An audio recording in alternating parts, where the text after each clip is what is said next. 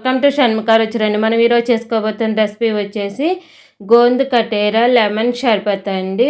ఒంట్లో వేడిని తక్షణమే తగ్గించే గోందు కటేరా లెమన్ షర్బత్ని ఎలా చేయాలో ముందుగా వీడియోలోకి వెళ్ళి చూద్దామండి. ముందుగా ఒక బౌల్లోకి ఒక 5-6 గోందు కటేరాలు చిన్న చిన్నవి తీసుకొని నానబెట్టేసుకున్నానండి. పెద్ద పెద్దవి అయితేనే ఒక 2 లేక 3 వేసుకొని దాని నిండా నీళ్లు పోసుకొని పక్కకు పెట్టుకోవాలండి. తర్వాత ఒక మట్టి పాత్రలోకి 4 స్పూన్ల దాకా పటిక బెల్లం వేస్తుందండి. ఇంకో బౌల్లోకి 1/2 టీ స్పూన్ దాకా సబ్జా గింజలు వేసుకొని అవి మునిగేంత వరకు వాటర్ పోసుకోవాలండి. పటిక బెల్లం నానడానికి ఒక 7-8 గంటలు పడుతుందండి. సబ్జా గింజలు నానడానికి ఒక 5 మినిట్స్ పడుతుందండి. చాలా సరిపోతుందండి.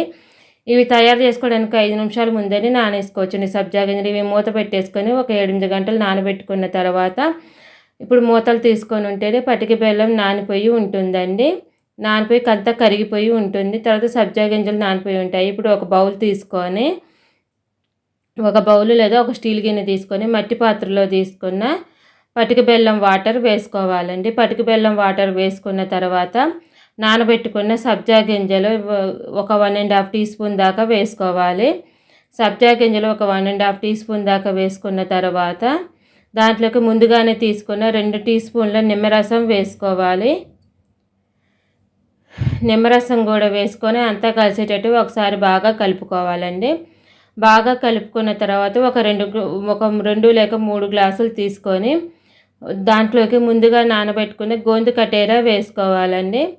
గోందు కటేరా గ్లాసులు అడుగున వేసుకోవాలి. 3 గ్లాసుల్లో వేసేసుకున్న తర్వాత ముందుగానే రెడీ చేసుకున్న పటిక బెల్లము వాటర్ వేసుకోవాలండి. నిమ్మకాయ సబ్జా గింజల వాటర్ వేసుకొని 3 గ్లాసుల్లో సమంగా పోసుకున్న తర్వాత ముందుగానే తీసుకొని నేను కూలింగ్లో పెట్టుకున్న సోడా తీసుకుంటున్నానండి.